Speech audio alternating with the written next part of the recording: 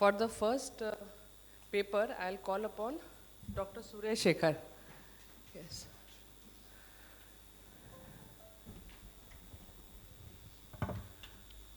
Good morning. Today, my paper is Barrier for Delay in Cataract Surgery in Unoperated Other Eye. Cataract is the most common cause of preventable blindness in developing countries like India. There are so many barriers. There are lack of education, lack of family social support, adherence to traditional healthcare approach, inaccessibility of medical service due to poor transportation and the remote location. They have the fear for surgery, fear for poor surgical outcome, and socio-economic constraint. To identify the reason for delay in cataract surgery of a person who is pseudophakic one eye and other eye has significant cataract, this is my aims and objective. We select 200 patients, 140 male and 60 females, age above 55 years, who has one eye pseudophakia and other eye with significant cataract for last 2 years. This is prospective questionnaire-based single-center study. We exclude one-eyed patient, history of intraocular or refractive surgery other than cataract surgery, media opacity other than cataract, bilateral pseudophakia, mental disorder, or persons who are unwilling. Ethical committee clearance was taken and financial disclosure was nil. After obtaining the informed consent, initial ophthalmology examination was performed. We asked a pre-designed, pre-tested questionnaire in their own language, and all answers from individual patients are evaluated and statistically analyzed. The main cause for barrier for delay in cataract surgery, their social support, lack of accompanying person, they are 55%, and fear for loss of work or income, they are 27%, and the pseudo-satisfied person, they are feeling not necessary for surgery 11%, and the pseudo-satisfaction and unsatisfactory vision operated eye 6%, also coexisting systemic disease 5.5%, and the social myth, they believe that winter is the appropriate time, that's the 12%. This diagram showing the age and gender distribution according to the barrier of cataract surgery. Younger than 65 years, compared with 65 to 74 years, are more likely to undergo second eye cataract surgery. And delay are more noted in the male than female due to loss of fear and income. In non-formal education group, the main cause is the lack of information or communication barrier. Also, they have dependable children, they are working outside at the time of the operation schedule. Also, dependable sick children, and they believe that only winter is the season for the cataract surgery. And another problem noted in the higher education group, they have the small family size, the children not staying with the parents, they are settled abroad, and death and separation of the spouse, they feeling loneliness, and the working people, they are avoid the cataract surgery for the loss of work and income for prolonged duration of the staying home. And unemployed people avoid the surgery, they have the accompanying person, the spouse or children, they are working outside. And retired people, they are more reluctant. They are pseudo-satisfied, unwilling to cataract surgery. The questionnaire-based interview was taken only one time. Many a time, the answer was given by a family member. This is my main limitation of the surgery. Increasing public awareness of complications due to delay in cataract surgery, like lens-induced glaucoma, that causes phacolytic, phacomorphic glaucoma, also reduces the vision and ultimately causes the blindness. Regular counseling about the social myth, not only the winter, we are doing cataract surgery all over the day. And also nowadays, cataract surgery is a daycare surgery.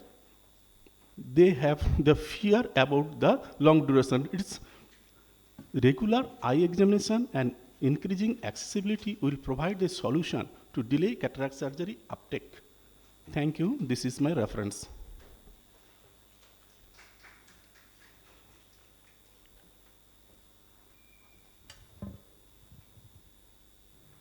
Question?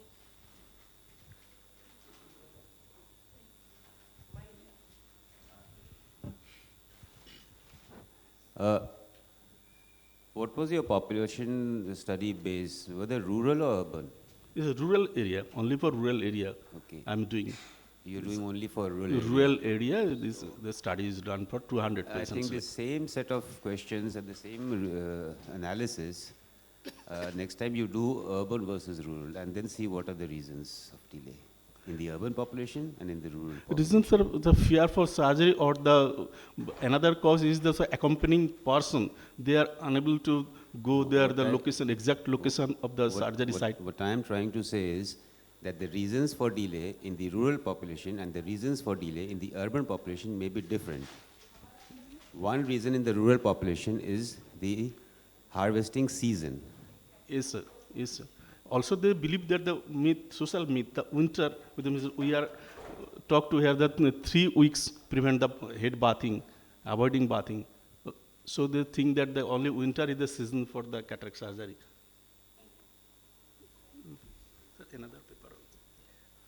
So, like, what have you devised? Like, how do you tackle this problem?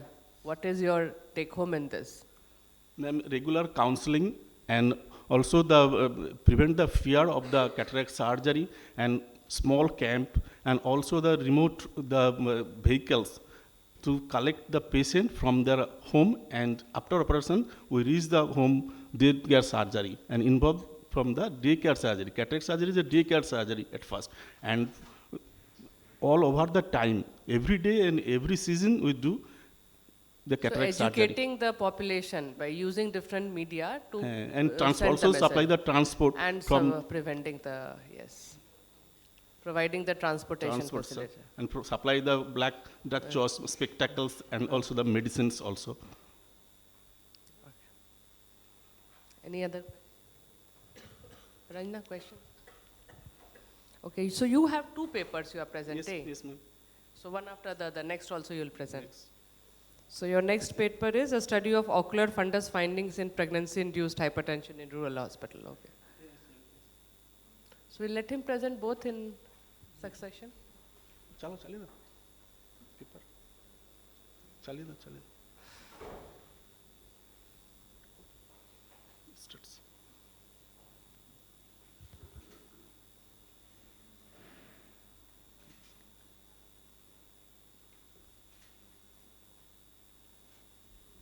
We have another paper, a study of ocular fundus finding in pregnancy-induced hypertension in a rural area, in rural hospital. Pregnancy is the most physiological outcome where most physiological parameters are abnormal. Anatomical, physiological, and biochemical adaptation occur in a woman's life during pregnancy. Now, hypertension is the most common medical disorder during pregnancy. It affects 6 to 8% of all pregnancies, 16 to 25% of first pregnancy, and consequent pregnancies 12 to 15%. Vascular endothelial dysfunction like generalized vasospasm, capillary leak, and narrowing of the retinal vessels is the main pathological changes occur in PIH.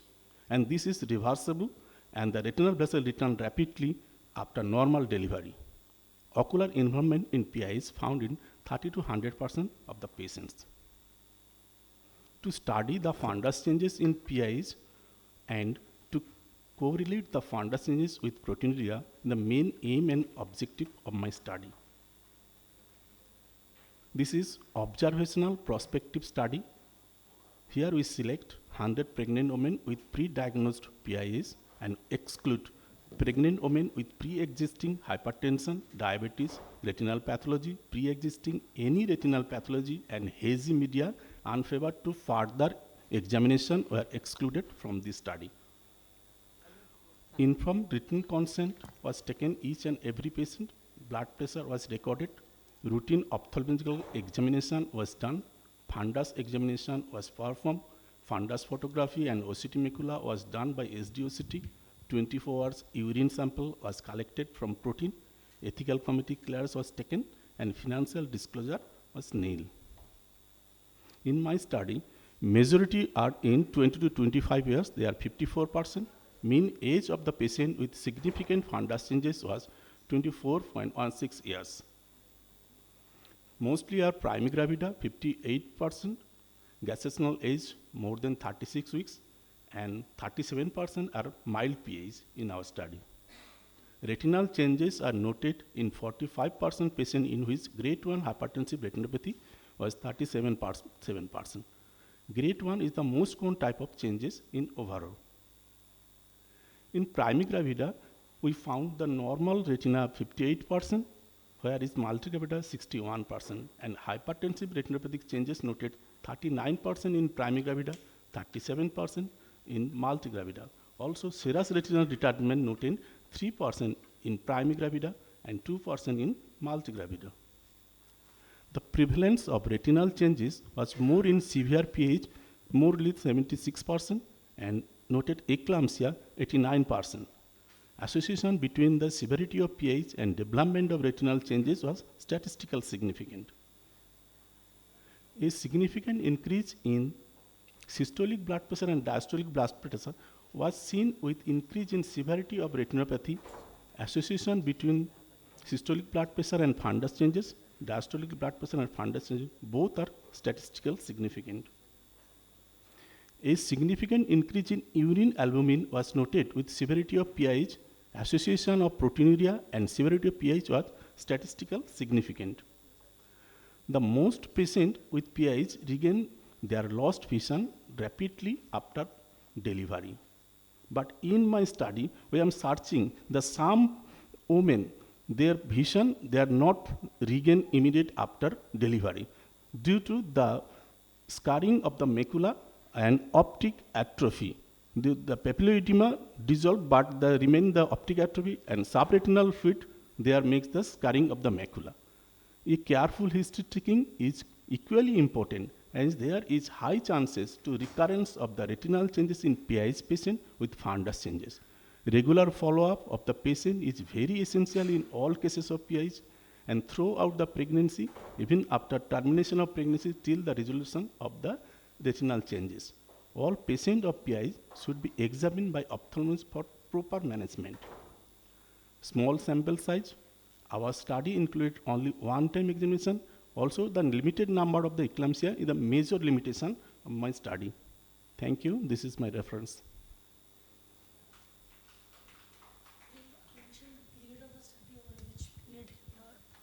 Only the 1 year study period. 1 year study period in my hospital, Medinipur Medical College. You are mentioning it's a one-time study. One-time study. How do you know follow-up?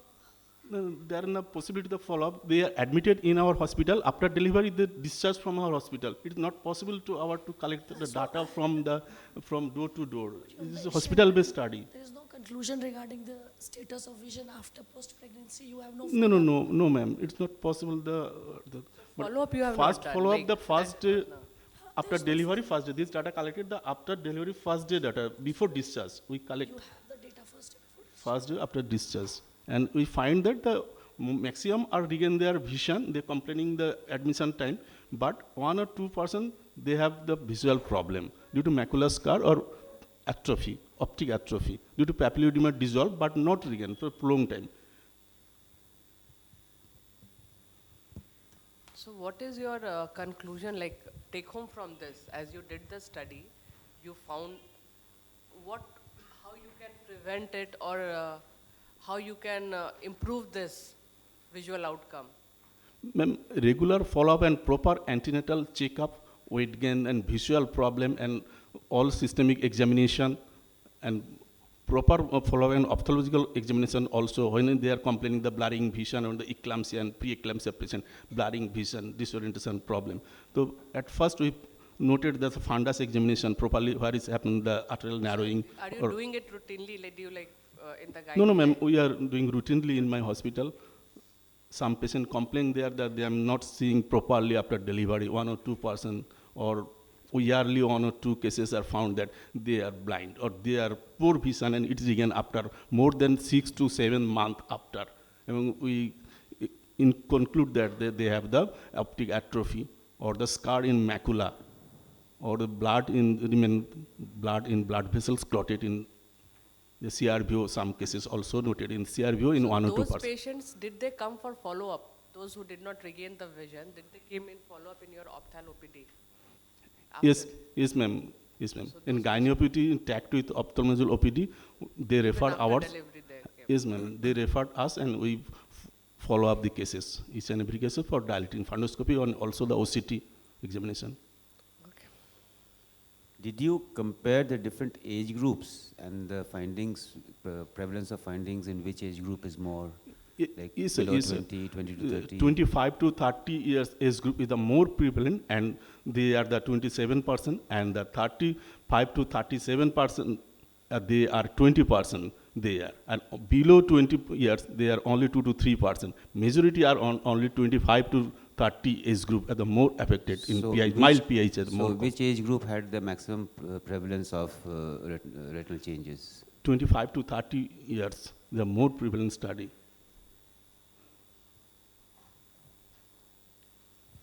Thank you, Okay, sir. thank you. Thank you, ma'am. So I call upon the next presenter, Dr. Anoop. His topic is impact of COVID-19 pandemic on eye care services rendered at his institute.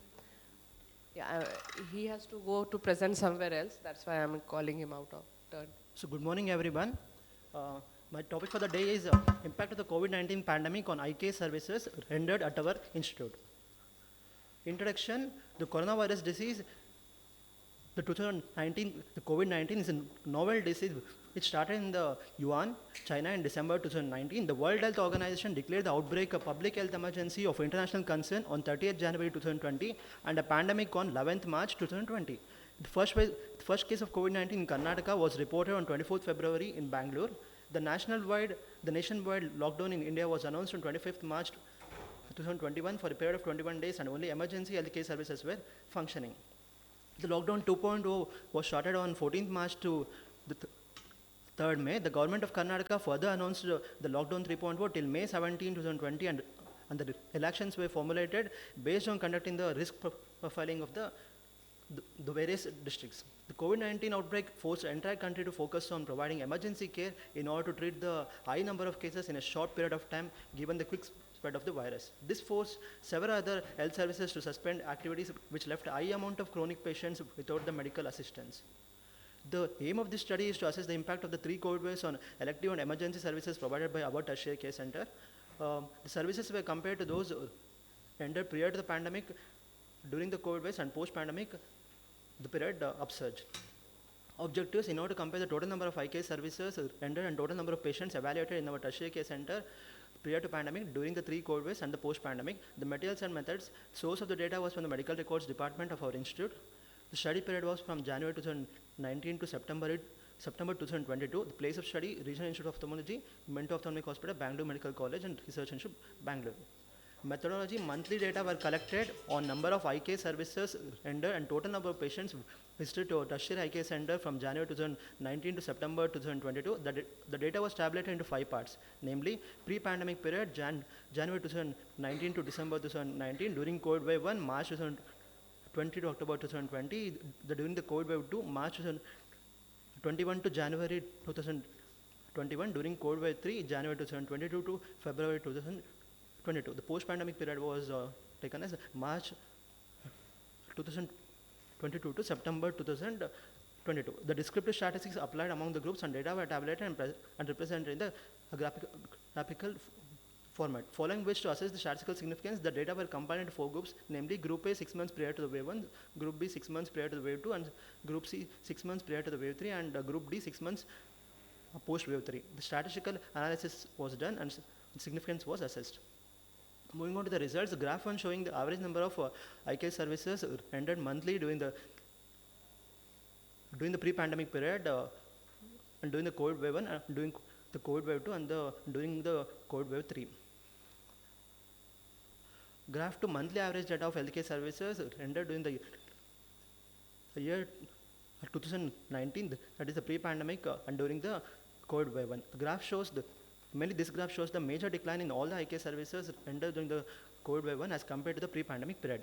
Graph 3 is the monthly average data of eye care services rendered during the pre-pandemic period and during the COVID wave 2. The graph shows major decline in all the eye care services rendered during the COVID wave 2 as compared to the pre-pandemic period, but it's better than the COVID wave 1. Then the graph 4, the monthly average data of eye care services rendered during the pre-pandemic period and during the COVID wave 3, the graph shows the similar data regarding the average monthly eye care services rendered during the pre-pandemic period and the third wave. The third wave did not have any deleterious impact on the eye care services provided at our institute. Monthly average data of eye care services rendered during the COVID wave 1 and COVID wave 2 was also compared. The graph shows the eye care services rendered by our institute declined in both the waves, but decline during the first wave was significant more than during the second wave. Following which, to assess the statistical significance, the following groups were done. ANOVA test was applied between the 4 groups. Within the groups, and statistical significance was assessed. For the data which weren't significant between the 4 groups, the Kruskal-Wallis test was applied. The data found to be statistically significant with p-values less than 0.05 between the 4 groups in all the services rendered. The data also showed an upsurge in all the services rendered at our eye care center during the post-pandemic period as compared to the pre-pandemic period, and it was statistically significant. Discussion: COVID-19 is a novel disease caused by SARS-CoV-2 RNA virus. Due to the increased fatality rates and communicability of the disease, the lockdown was initiated throughout the country, and majority of the period during this time, the eye care services were only allowed to render the emergency eye care healthcare and COVID-related services. Due to the nationwide lockdown, transport facilities were also curtailed, posing difficulties to people in rural India requiring eye care services. As many eye care services rendering insurance were converted to COVID care center, this indicated the fever among the community, and in turn, they hesitated in utilizing eye care services. For all the above said reasons, there was significant decline in the various eye care services provided by our tertiary care center during the COVID waves. Thus, it resulted in the loss of monitoring regarding the treatment compliances, failure in the regular follow-ups, resulting overall decline of the proper eye care. Thus, as there is significant decline in the ophthalmic care services provided during the 3 COVID waves of COVID-19 pandemic as compared to pre-pandemic period, significant upsurge in the services rendered post-COVID wave 3, the government and lawmaking authorities should come up with effective measures to the backlog cases which were deprived of the services due to lockdown of the COVID waves. The telemedicine technologies can be brought into practice, thus outreaching all the eye care services even to the remote areas. Thank you.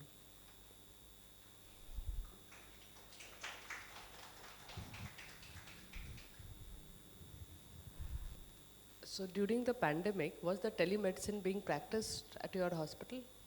It was not practiced, ma'am. It was not It practiced. was not practiced, ma'am.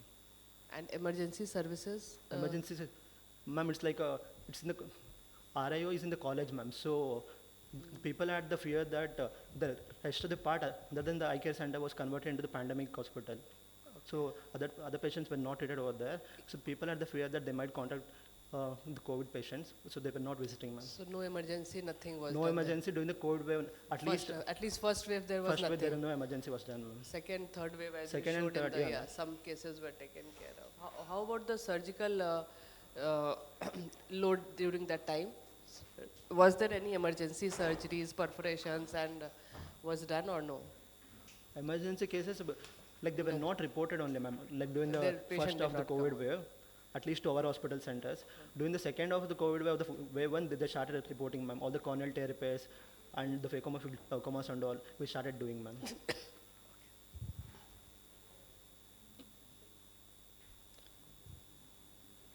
Okay, thank you.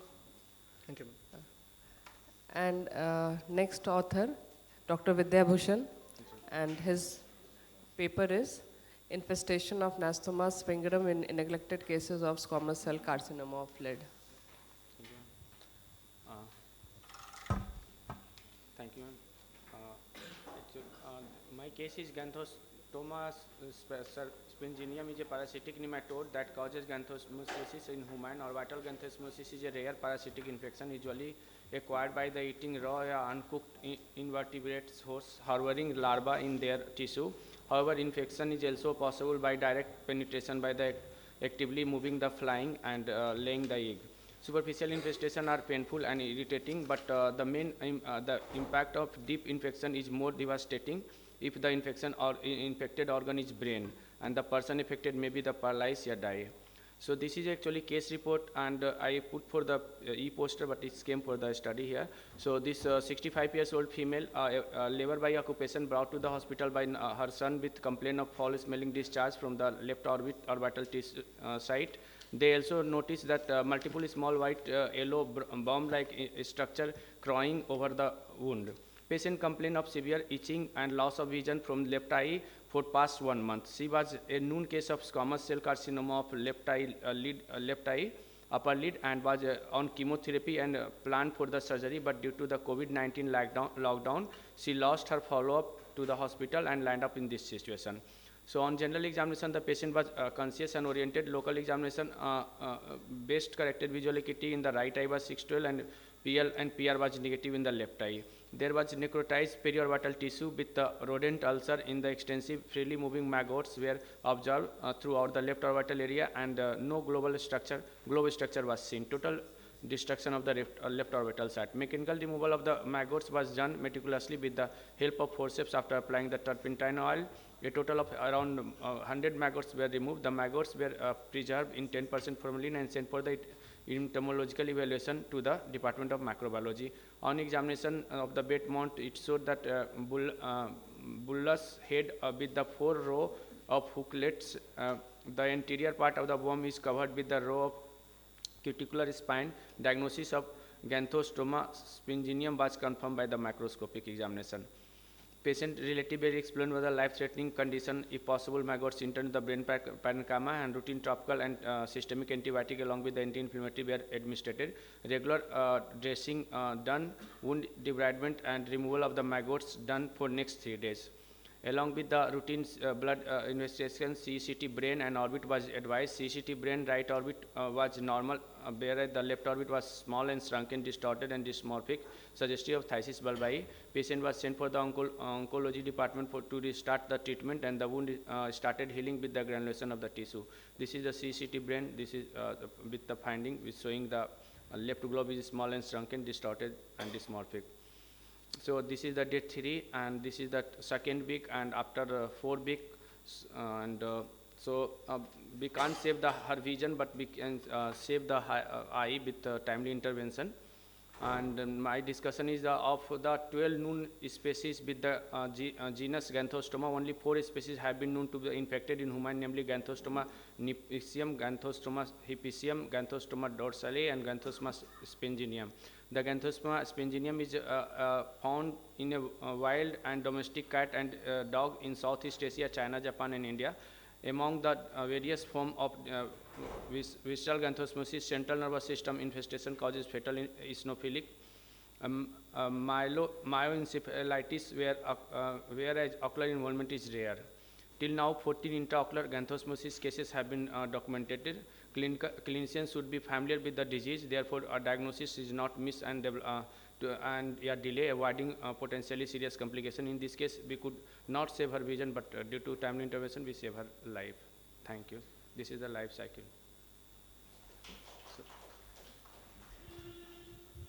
Is there anything in the history which told you how the patient got this infestation? You mentioned that. Ma'am, actually, the patient came in the mid of 2021. That time COVID was there and mucor was there. So first, she told they came because it was known case of carcinoma lead, and she was there in home because not getting treatment because of. Dog eats fish, No history. So maybe because of fly. How she got this? She was not taking that food, and she don't have pet cat and dog there, sir, ma'am. I did mention, but. Treatment, what antibiotic and what was the duration of it? 7 days we kept here, and the Taximo only have started. IV antibiotic we have started because inflammation was severe. You specifically mentioned that albendazole is an anti-inflammatory steroid. Yes, ma'am. That This time. is a normal course of Yes, treatment, yes, isn't ma'am. it? Yes, ma'am. That you must mention if you are giving what antibiotic, because that is how it helps. If True. somebody is looking at your poster Okay. or a paper, Okay. that what was the treatment, if they get a case, at least they know what the treatment you have given them, isn't it? Okay. Thank you. Thank you. And like when the patient presented to you, Yes, before that, how long was the history? Like first she had a carcinoma. Like, Yes, ma'am. That was, history was how long?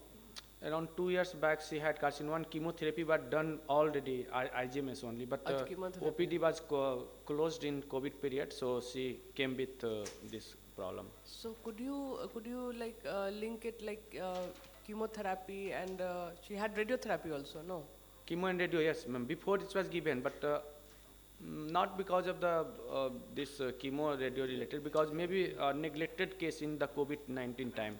She was not taking any treatment and proper dressing was not done, and slowly it's developed like that. That could have led, immunosuppression could have led, so many factors, and of course, infection, secondary infection can occur. Okay, how is the patient now? You followed him? No, patient now expired actually because of complication 2 to 3 months back. That time she saved, everything was done. So this is 1 month follow-up only here. And Okay. almost 2 months back I have, she came with the severe systemic involvement also because of the tumor, and so She expired then, now the- she expired, ma'am. Expired, okay. To be very So frank. that could have been related to the primary carcinoma or due to Carcinoma, because of the carcinoma, not because of this problem she expired. And she got renal problem also, and diabetes she had, so she had a because of multiple involvement, she lost. We follow up for next 6 months, 6 to 7 months, and last 2 months back she came and her with a severe pedal edema and everything, and admitted in the emergency, but after then otherwise she could not patient lost. survive. Yes, sir.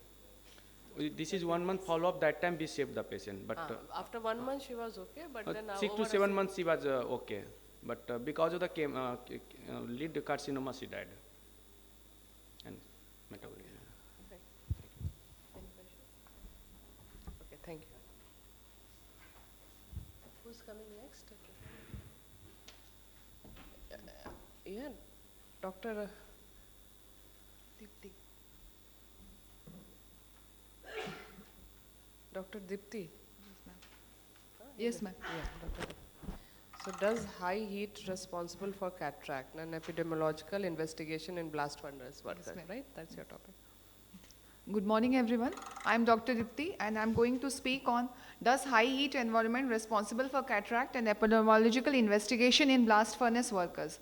I have no financial interest. The relationship between heat and cataract was first studied earlier in 1739 by Hister and Wenzel in Glasbauer's, which we know as Glasbauer's cataract.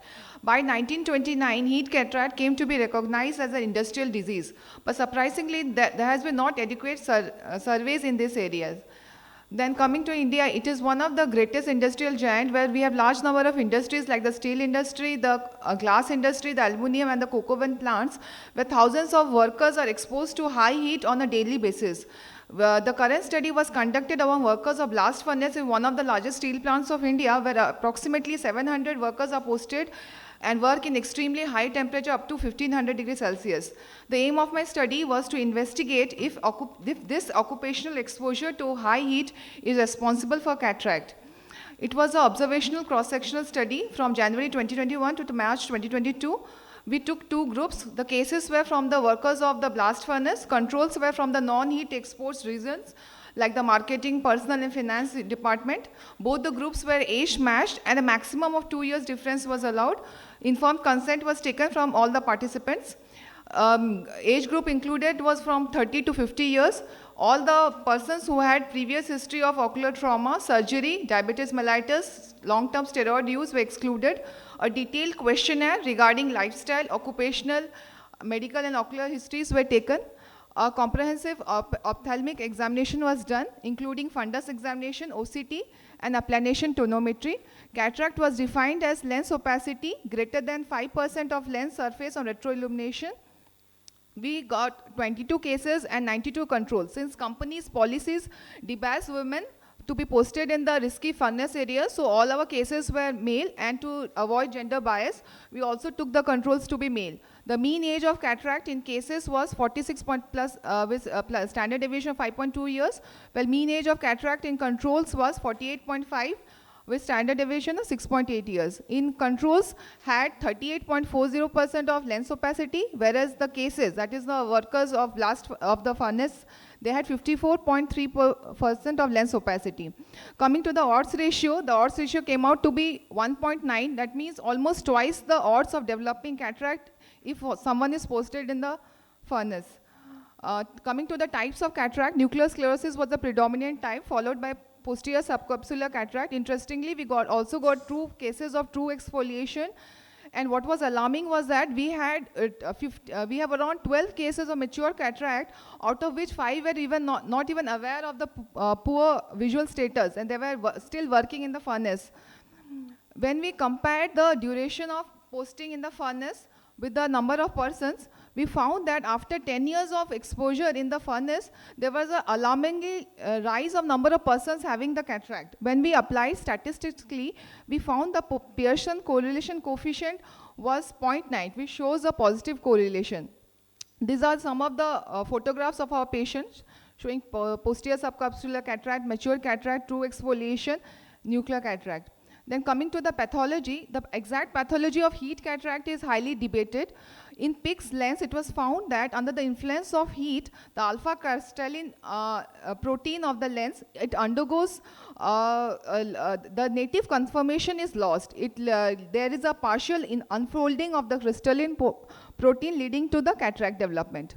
Then summarizing, compared to their non-heat exposed counterparts, the blast furnace workers had greater prevalence of cataract, they had earlier age of onset, and a positive correlation was found with the duration of exposure. A similar study conducted in Sweden found that the risk of cataract is increased to 2.5 times. A study conducted in Wales found that heat-exposed workers have 63% of lenticular opacity compared to 48% in non-heat exposed workers. A study on rolling mill workers in Bangladesh found exposure to high heat, they had 15% of lenticular opacity. In Swedish study, they also had found similarly true exfoliation cases. When we visited the plant, we found that these workers were also exposed not only to the heat, there was also exposure to infrared radiation, which could have been a confounding factor. This was the first limitation of my study. My study would have been more standard if you could exactly quantify the amount of exposure, amount of rise of core body temperature, so that those effects can be heard. So concluding, I will say that ocular health and predictability are highly correlated. So awareness, mandatory eye examination, and personal protection should be the norm for each and every furnace workers. Thank you.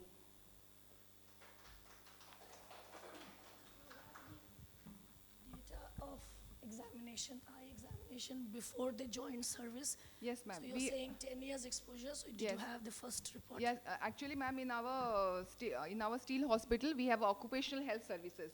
So routinely, for eye, they just record the vision, and that is also, I think, not by there's a normal medical officer, not by an ophthalmologist. All these patients, you had access to the first data and the data set after 10 years? Yes. You had the access Yes. to. Did you Actually, madam, we in our questionnaire, we asked them that how many years they are posted. There were many in our, I have a photo also of a mature cataract. He was just 35 years old and he had mature cataract. From that we got the idea of whether these furnace workers have more predominance of cataract, and we got this study. Did you inquire anything about the family history?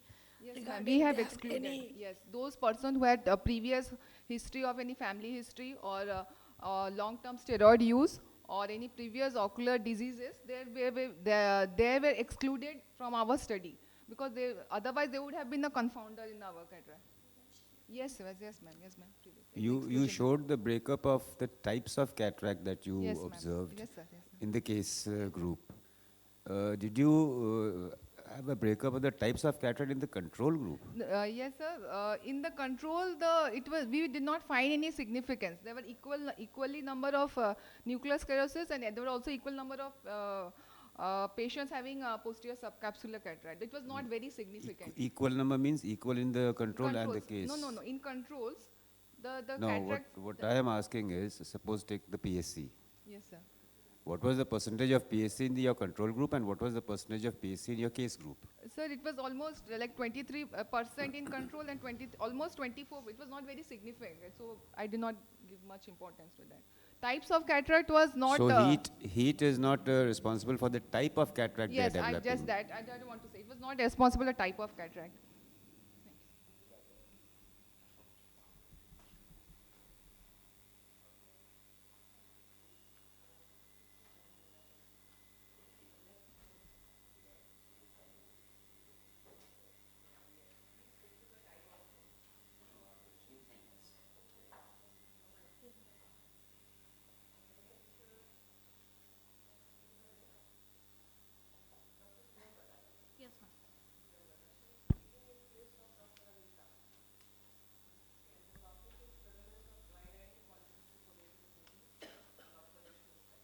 Yes, ma'am.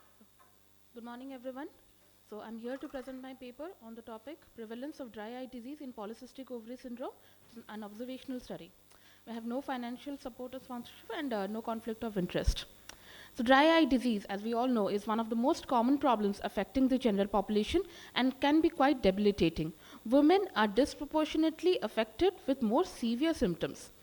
And polycystic ovary syndrome is one of the most common endocrine abnormalities in women of reproductive age group and is well known to have consequences extending far beyond the reproductive system. Androgen receptors have been identified in meibomian glands, and it is likely that meibomian gland function is regulated by androgens. However, the link between PCOS and the ocular surface has been under investigated. The aim of our study is to evaluate the prevalence and type of dry eyes among patients of polycystic ovary syndrome. This is a hospital-based observational case control study. The study population includes 33 recently diagnosed cases of polycystic ovary syndrome getting treatment at the outpatient and inpatient departments of obstetrics and gynec department, the medicine department and endocrinology department of our hospital, and 28 age-matched controls picked randomly from the patients attending the ophthalmology OPD. The right eye of all subjects was examined. The study was conducted in accordance with the principles outlined in Declaration of Helsinki, and a written informed consent was obtained from all patients and healthy volunteers. So, as I mentioned earlier, inclusion criteria included women in reproductive age group with a recent diagnosis of PCOS, and patients who have received hormonal therapy for infertility or used oral contraceptive drugs in the past 6 months have been excluded from the study. Also excluded were patients having other systemic conditions affecting the ocular surface, like Stevens-Johnson syndrome, patients using drugs affecting the ocular surface, patients with history of ocular surface surgery, contact lens users, and patients with prolonged screen time have been excluded from the study. The ophthalmic evaluations for dry eye was done with emphasis on tear film breakup time, the Schaumer test one without the anesthesia, and the ocular surface disease index score was calculated. Statistical analysis was done using SPSS software, and a p-value of less than 0.05 was considered statistically significant.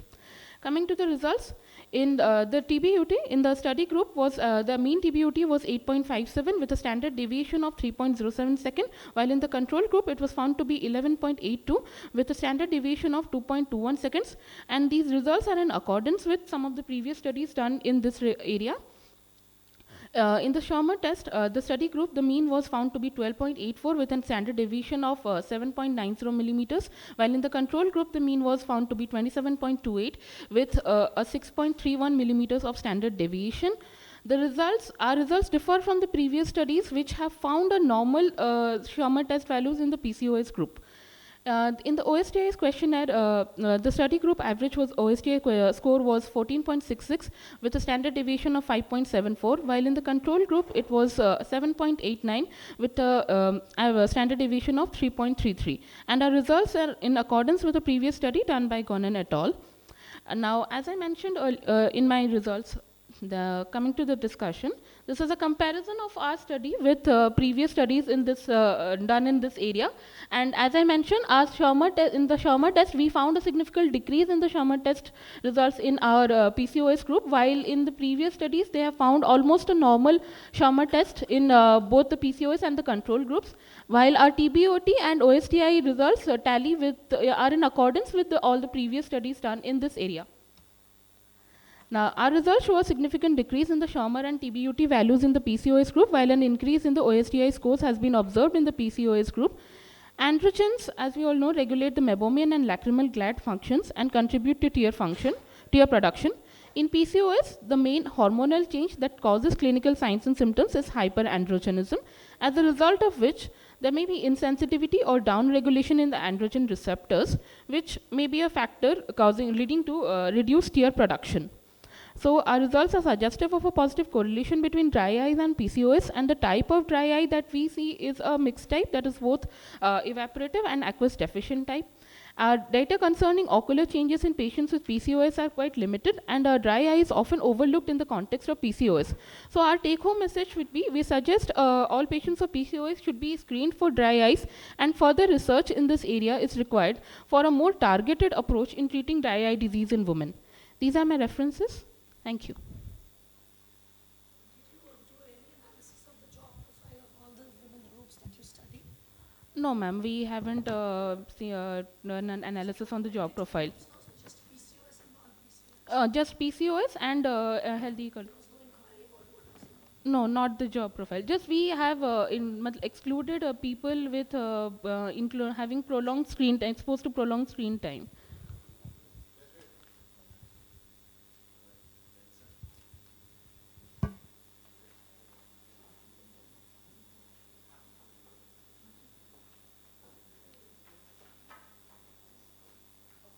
Thank you.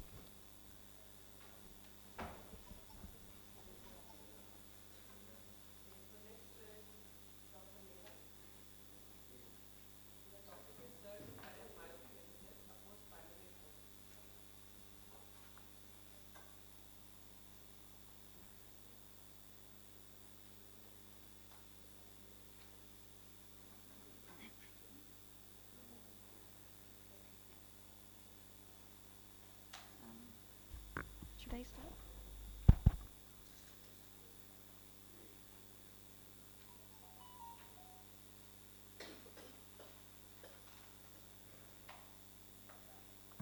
Good morning. Good morning. Myself, Dr. Nida Ahmedi, and I'll be speaking on the topic Surge in Current Myopic Incidence, a Post-Pandemic Move. There is no financial interest. Simple or developmental myopia usually occurs between 5 to 10 years of age, and its development is driven by both genetic and environmental factors. The adoption of digital smart devices constitute a new form of near work, wherein children spend prolonged, uninterrupted period of time with closer viewing distance than the conventional books. During COVID-19 lockdown, the usage of digital smart devices has tremendously increased.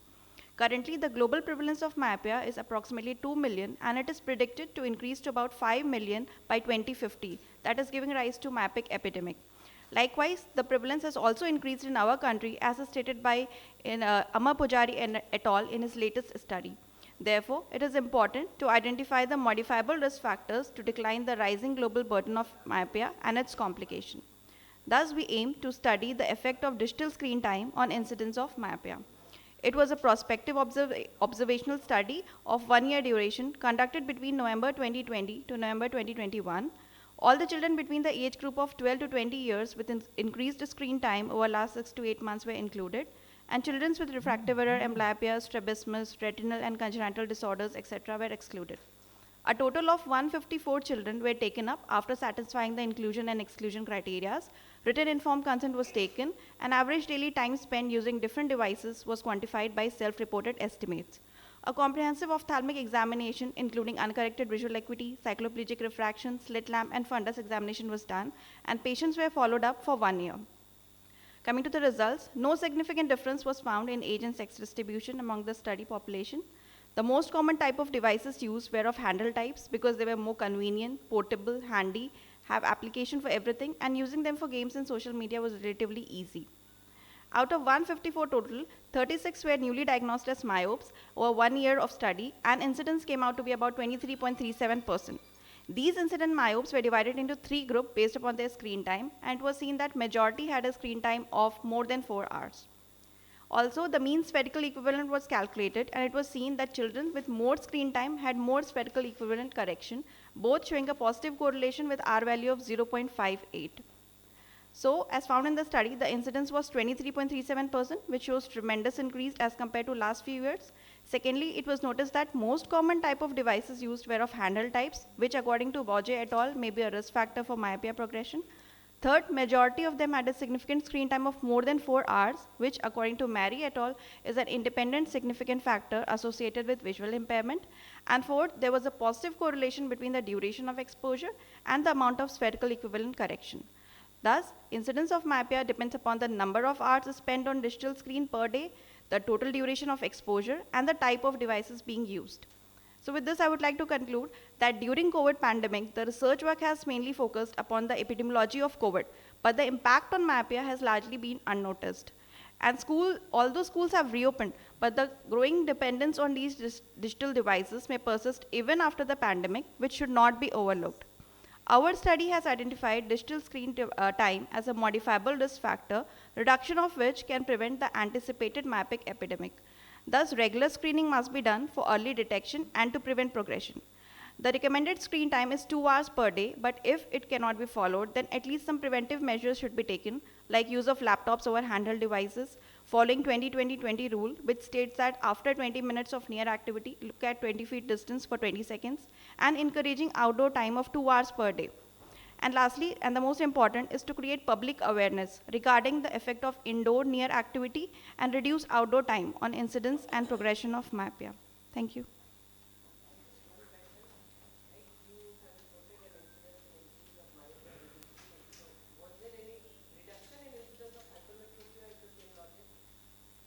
Ma'am, we haven't seen that. We have actually evaluated the mapping.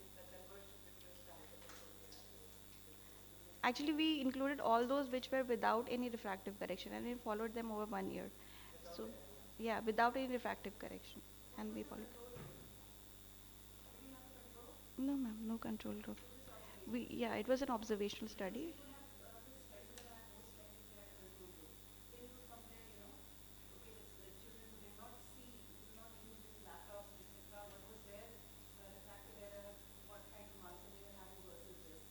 Yes, ma'am.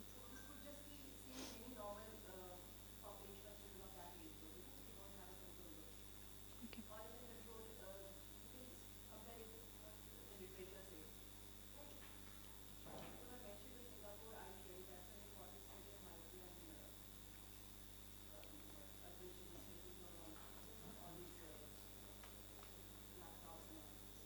Okay, thank you.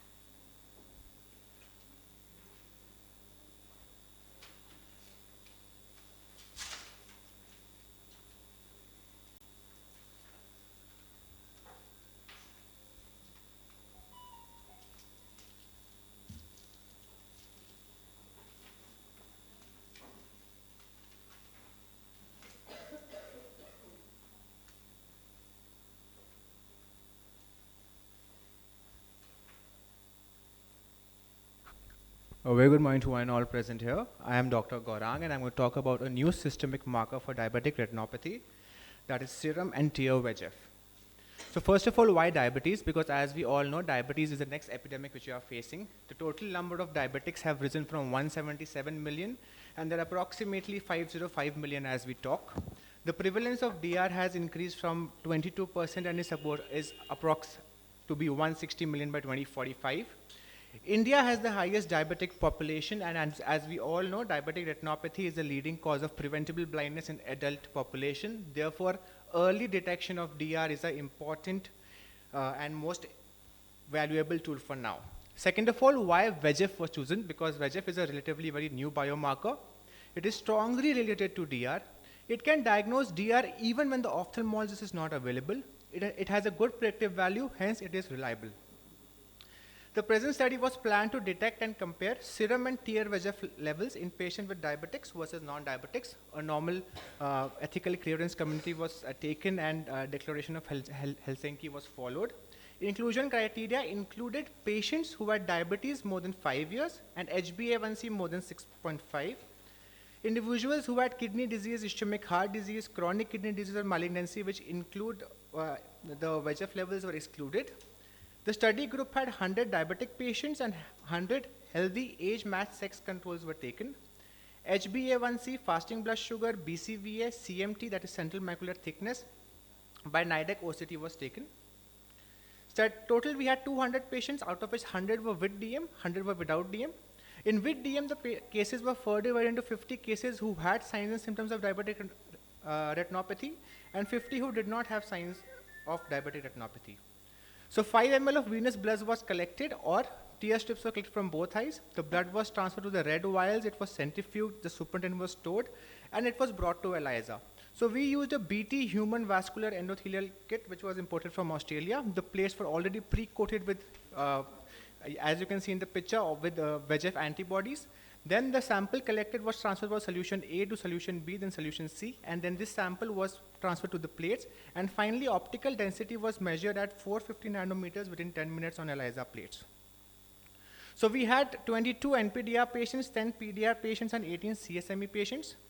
The demographic data showed that the mean duration of diabetes as well as mean HbA1c levels increased when you move from controls to diabetics without diabetic retinopathy and diabetics with diabetic retinopathy.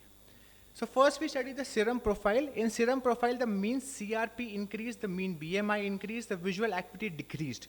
The mean central macular thickness increased as well as the serum VEGF values also increased. Similarly, when we studied the tear profile, CRP, BMI, logMAR, and CMT increases, and tear VEGF also increased as we moved.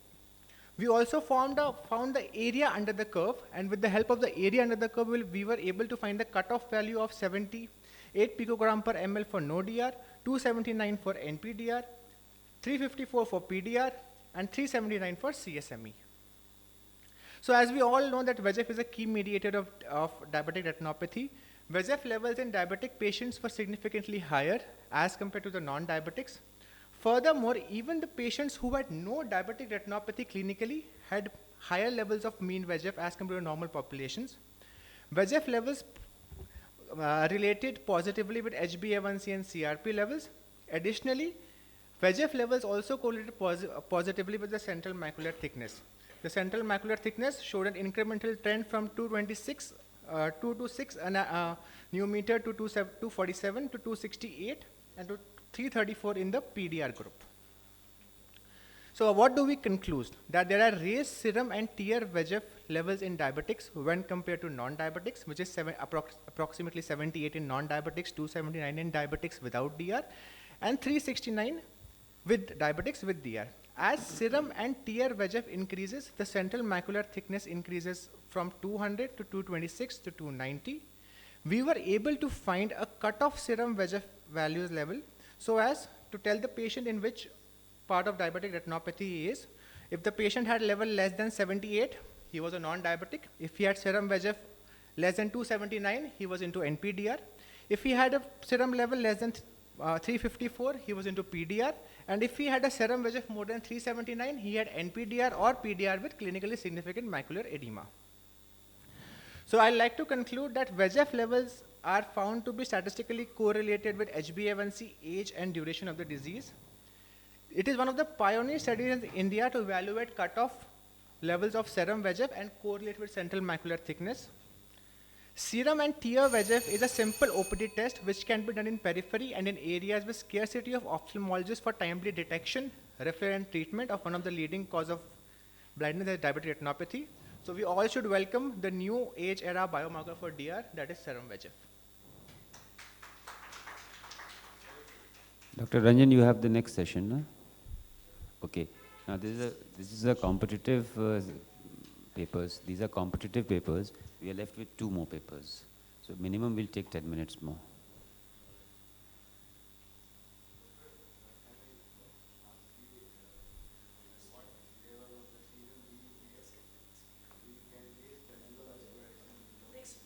So for PDR, we have found it 379 picogram per ml. So if the values are 379, Dr. we can say Rachna.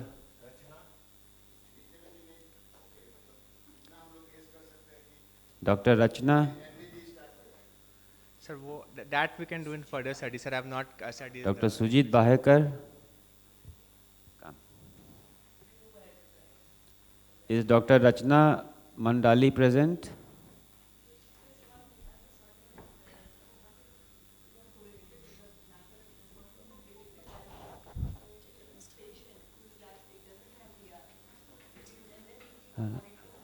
Yeah, ma'am, that's what I have said that we have found the increased levels even before clinically set in. So if the value is more than 79 picogram, Dr. Anita. then Dr. Anita, next speaker is ready. Good morning all the judges and all the delegates. My topic is awareness and knowledge of glaucoma among the patients of a rural-based tertiary care hospital. I have no financial interest. Glaucoma is the second leading cause of blindness after the cataract and the leading cause of irreversible blindness in the world. Diagnosis is often made at a late stage of a condition when much damage to the eye has already occurred. The magnitude disability associated with the disease warrant us to have an awareness program in place, as the disease can be controlled if diagnosed in its early stages. 12 million people are affected, accounting for 12.8% of country's blindness. Population-based studies report the prevalence between 2 to 13%. As blindness from glaucoma is reversible, early detection is the key to preserving the vision. Detection of glaucoma at an early stage is possible through CRAM screening and by encouraging the general population to seek the regular ophthalmic care. The success of such program requires the participation of general population in a large number, which is not possible without some degree of awareness about the disease and its blinding consequences. Therefore, attempt to reduce the burden of a disease will be unfruitful if addressed without improving the awareness level of the general population. The objective of the current study is to evaluate the awareness of glaucoma and various factors influencing it among the patients attending the ophthalmology in a tertiary care center. It's a hospital-based survey. 673 patients from ophthalmology were informed and studied after the consent. Demographic information and data was collected using a pro forma. Subjects were classified into aware, knowledgeable, and not aware. Variable studies were age, gender, educational status, glaucoma status, socioeconomic status, awareness of glaucoma, knowledge of glaucoma. Sample size was calculated by the given formula with a 95% confidence interval. In results, we have found that 34% were aware of a glaucoma. The overall awareness was found to be 5.05%. The mean age of awareness was found to be 40 to 60 years. Out of 34 aware patients, 5 were having glaucoma, 7 were relative of glaucoma person, and 22 were patient of other eye disease. Male constituted a total of 21 and female constituted a total of 13 aware participants. The educational status of aware patient, 29 was having an educational status of college or degree to more, and rest 5 were having an educational status of secondary school. Out of 34 aware patient, 23 belongs to the upper middle class and 11 belongs to the lower middle class. Majority of aware patients have mentioned TV as their source of awareness, newspaper as a second effective source, and doctors as a third effective source of awareness. Out of 34 aware patients, 20 knows that glaucoma results from a pressure damage to the nerve, whereas 3 things it results from a mature cataract and 1 where didn't know about it. Out of 34 aware patients, 25 knows the glaucoma and cataract are not same, 9 don't know about it. 34 aware patient, 18 knows that anyone can have glaucoma, 15 don't know about it, and 1 thinks that anyone can't have a glaucoma. Out of 34 aware patients, 23 were aware that family members at higher risk, 10 don't know about it, and 1 thinks family members are not at higher risk. 34 aware participant, 24 knows that glaucoma is associated with a high pressure, 1 thinks it's not associated with high pressure, and 9 don't know about it. 23 don't know the normal value of eye pressure, while 11 knows it correctly. Most of the participant thinks diminution or loss of vision and pain in eye are the common symptoms. Raise intraocular pressure as a sign of glaucoma, and most of the patient knows medical modalities as a treatment of glaucoma, and 44.1% knows surgery as a treatment modality. Aware participant knows thinks hypertension, diabetes, and age above 40 years are the major risk factor for the glaucoma. Out of 34 aware participant, 24 knows that glaucoma is treatable and other don't know about it. Out of 34 aware participant, 20 don't know how frequently follow-up is needed. 12 knows follow-up is as per the instruction by ophthalmologist, and 2 thinks once a year follow-up is sufficient. 16 patient aware that glaucoma need a lifelong treatment, and 15 don't know about it, and 3 thinks treatment is required till IOP is controlled. Satyamangalam et al. Reported the awareness of level of 13.5 among the participants in their study, and 8.7% have some knowledge of glaucoma. Revri and Kakkar reported an awareness level of 8.3% among the rural population in North India. Low level of awareness in our study is mainly due to our population is rural.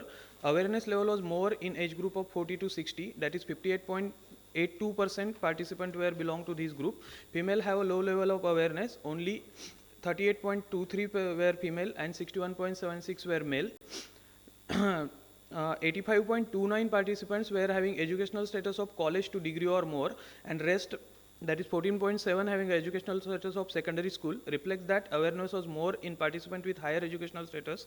Out of 34 aware participants, 67.64 belongs to the upper middle class and 32.35 belongs to the lower middle class. Clearly shows awareness is more in higher socioeconomic classes. Dandona et al. Dandona et al. Shows 10.2% of enrolled participants were aware of glaucoma.